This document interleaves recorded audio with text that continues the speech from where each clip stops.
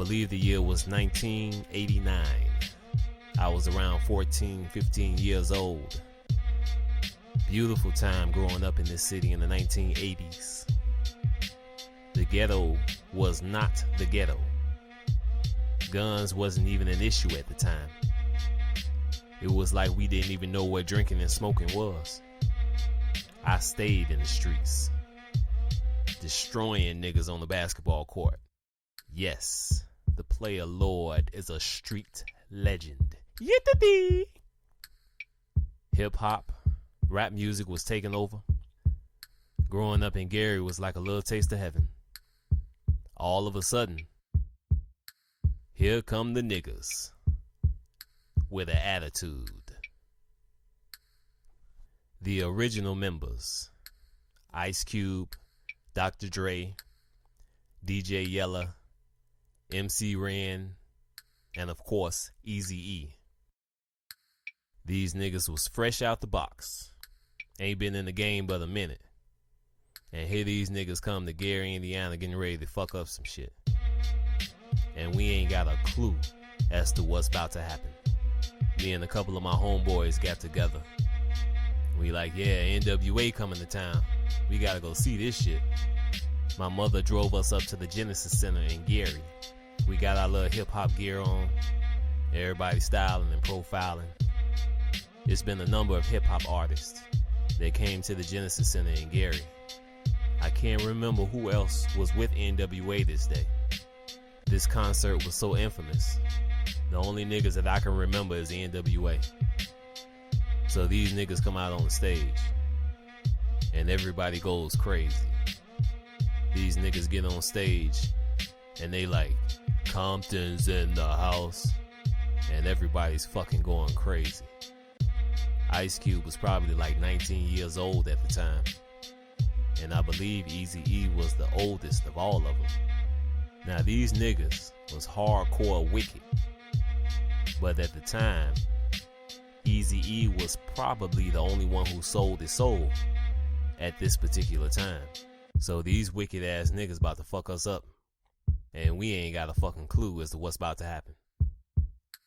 You got thousands of teenagers wilding out, but these niggas on stage got a surprise for us. Eazy-E spitting that Boys in the Hood shit. Everybody going crazy.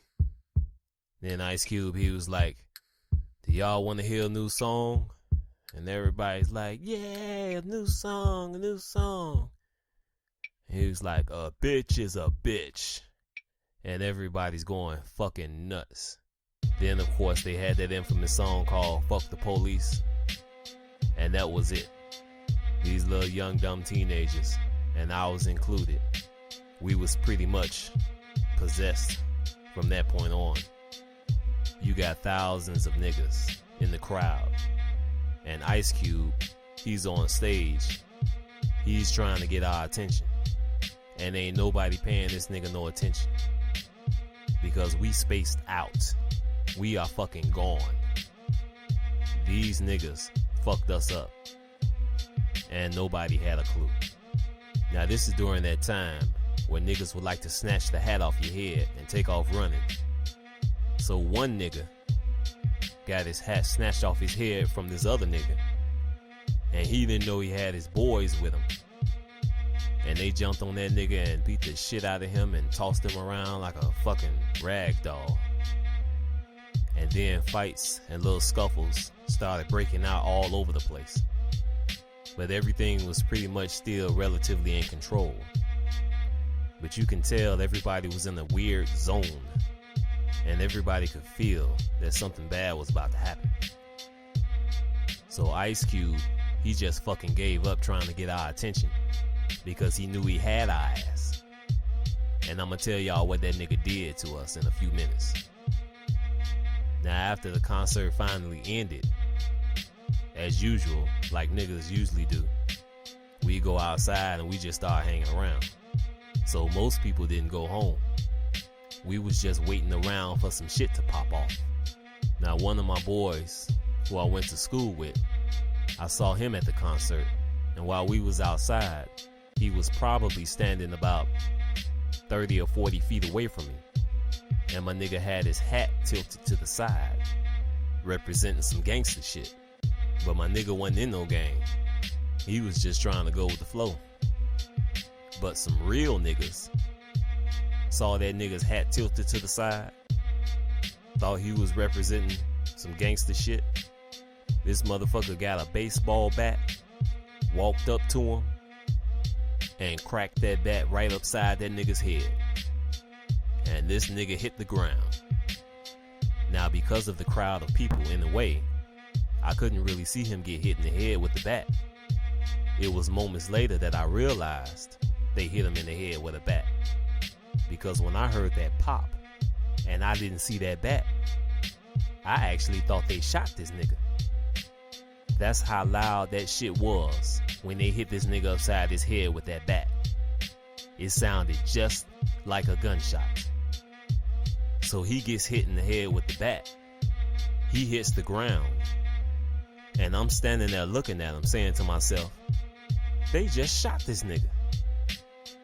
All of a sudden, niggas start running to the bushes. Yep. Before the concert started, these niggas hid their guns in the bushes. These niggas go to the bushes. Next thing you know, niggas scattering like roaches. I took off running, damn near slipped and fell on my face.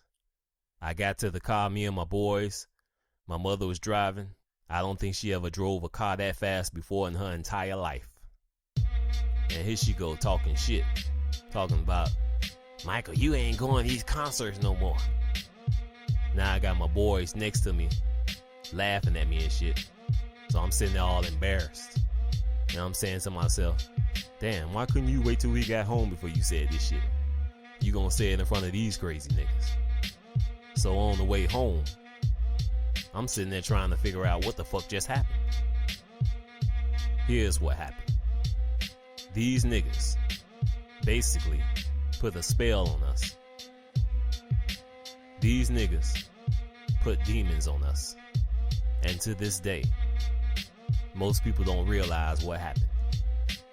Now, like I said earlier, Eazy-E was probably the only one at the time who sold his soul. But all these niggas is wicked, so they knew what they was doing. These so-called celebrities, it's their job to deceive us. It's their job to inflict these demons on us and to put a spell on us. Now, most people don't believe this shit because they are already under that spell.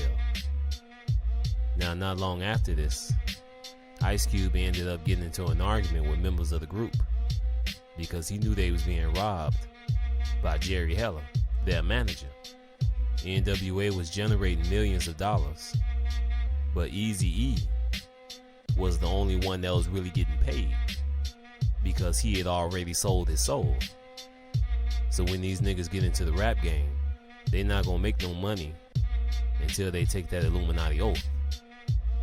These niggas was straight from the ghetto, so they might have had a few thousand here and there. They had their cars and shit, they had women, they had weed, they had more than they ever had. So most of them wasn't complaining.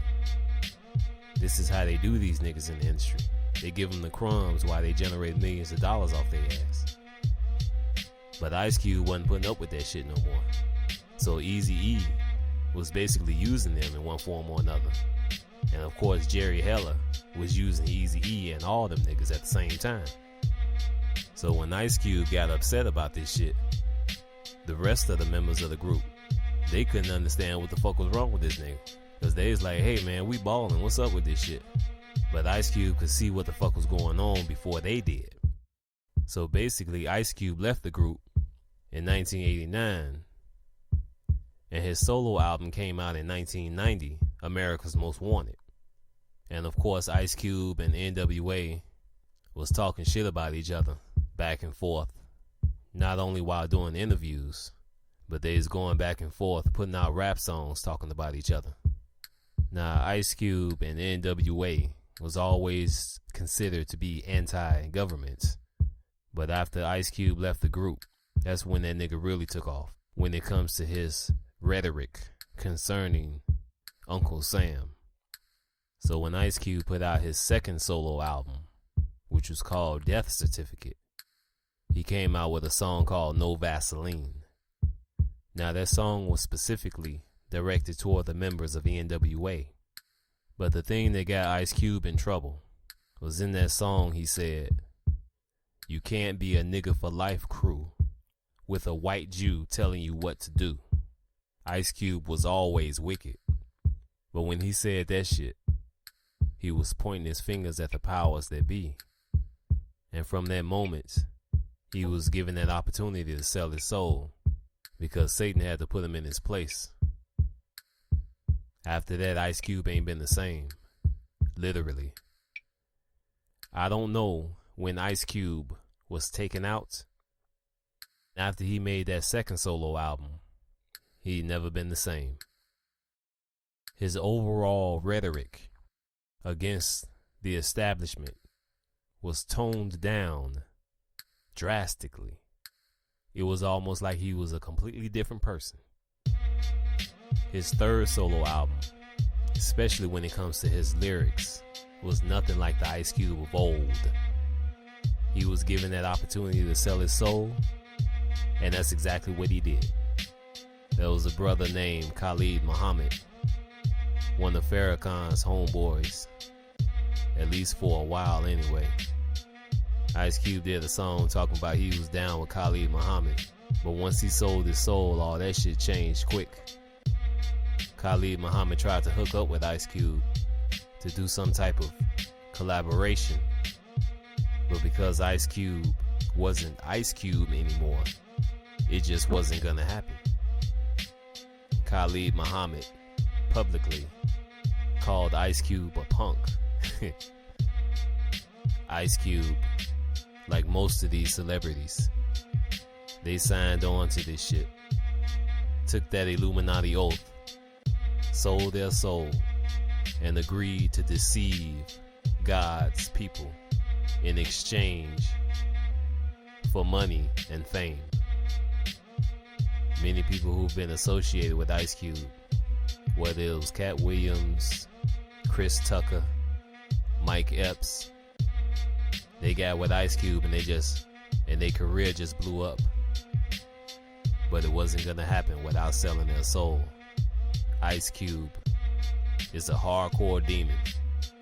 That's why I said he's one of Satan's favorite minions. People like Ice Cube, Jay-Z, they got so much blood on their hands. It's a special place in hell for these niggas. What the N.W.A did to us back in the day during that concert, those type of things have a lasting effect. And it's worse today than ever when it comes to going to these concerts, because they have all these special effects, these light shows, these holographic images, these subliminal messages, putting unsuspecting niggas under a spell, doing their job for their little G God, Satan. These celebrities ain't shit. But like I said before, not all celebrities sold their soul. In order for Satan to destroy us and take our soul, he gotta start working on us at a young age. That's where the celebrities come in. You idolize them, wanna be like them, not realizing how unhappy and miserable they really are. And because Satan was deceiving, breaking down, and poisoning our parents, that means that we were literally under attack at the moment that we were conceived. The music, the TV, and the school system is some of the main resources Satan uses to break you down while growing up in America. And because we are born and raised in a wicked world that lied to us from the beginning, most of us can't accept that many of these celebrities don't give a fuck about us. And many of these people who we love so much, these niggas, literally ain't even human. My cousin lived in Atlanta. His dad lived here in Gary. And his dad personally knew Michael Jackson's dad, Joe Jackson. And I was told that the Jackson 5, when they were kids, way before they went to Hollywood, came over to one of my cousin's house to perform. And my cousin's dad, I believe that he worked at the steel mill with Joe Jackson. And before the Jacksons left Gary to go to Hollywood, Joe Jackson offered my cousin's dad the opportunity to come with him, but he didn't accept the offer. They left Gary and became big time successful, so you know my cousin's dad regretted not going. But Joe Jackson probably would have used his ass for a blood sacrifice anyway. Throughout my life, I've met a number of people who personally knew Joe Jackson. And every single person had this confused, disgusted look on their face. And they all talked about how wicked Joe Jackson is. Everybody knows it. He destroyed these kids. All for their fucking money. They got into the industry, became rich and famous, and their appearance started to change. Hey, that's just too much plastic surgery and pigmentation skin condition. No, it ain't. These are creations of Satan. These creatures have been in our face so much that most of us can't see who and what they truly are. Oh, it's just plastic surgery. Oh, he's just stressed out from working so hard. Oh, he's just old and ugly. Deep down inside, everybody knows the truth, but they won't admit it. And the reason is because every single person that's going to hell, deep down inside, they know that they're going to hell. So the only way they can live their life is to point their fingers at God's people and live in denial. So even though the world is dying, these people are going to do anything and everything they can to hold on to this world, because that's all they have. People like Michael Jackson, Prince, they was telling more and more truth about the powers that be.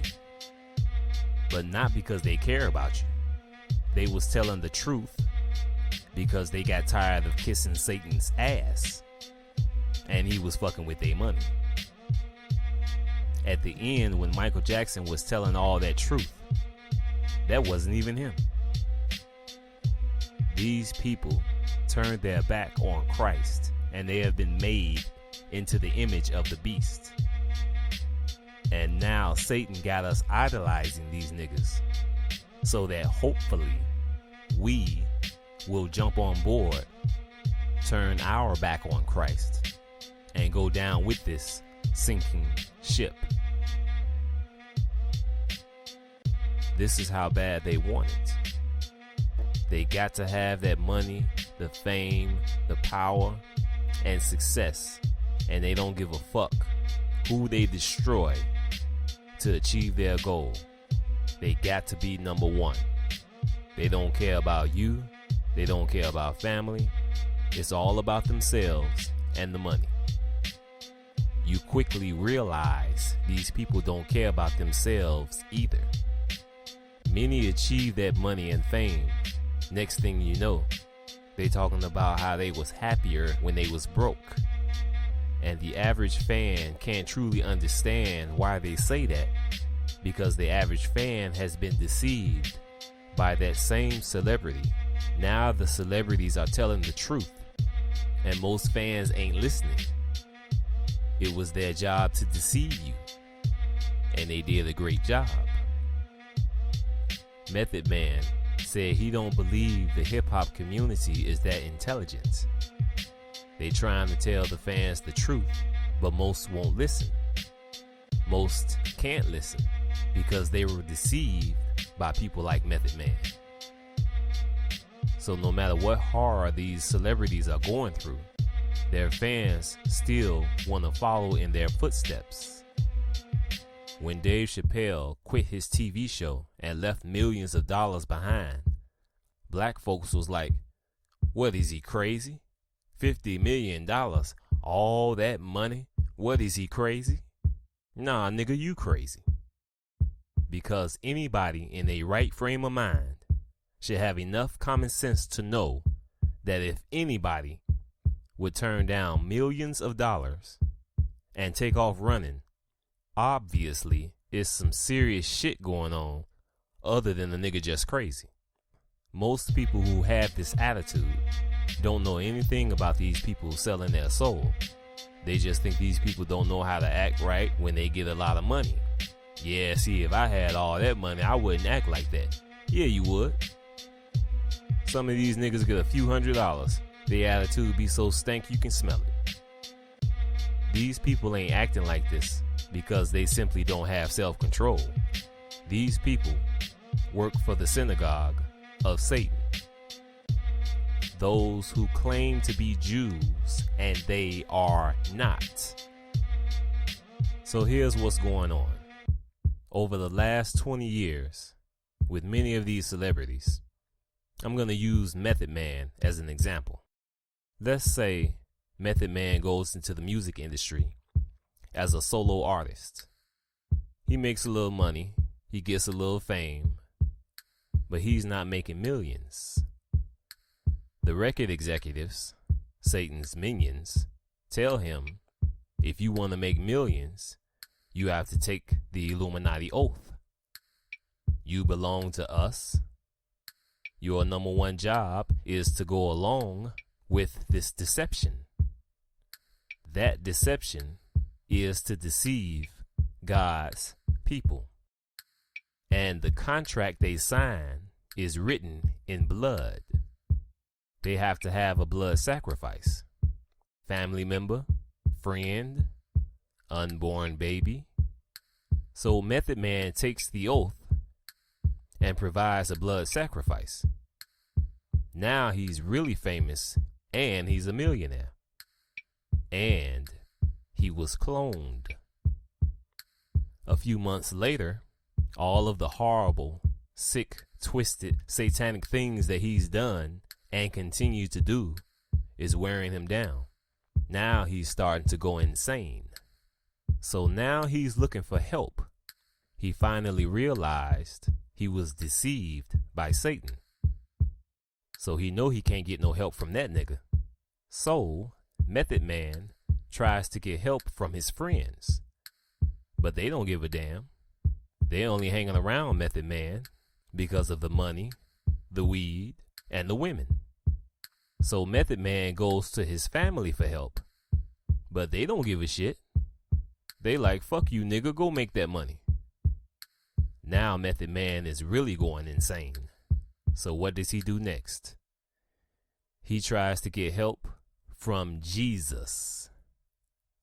But Jesus turns his back on him. Why?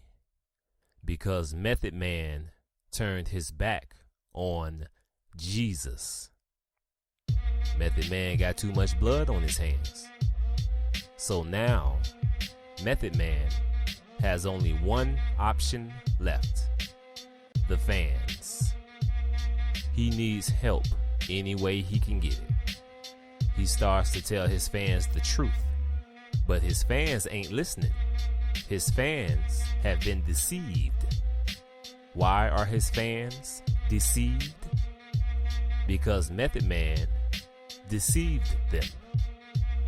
These people, these so-called people, are directly and indirectly responsible for billions of people losing their soul. And these same people want your help. Ain't that a bitch? So you know what I say? Fuck 'em. Let 'em burn.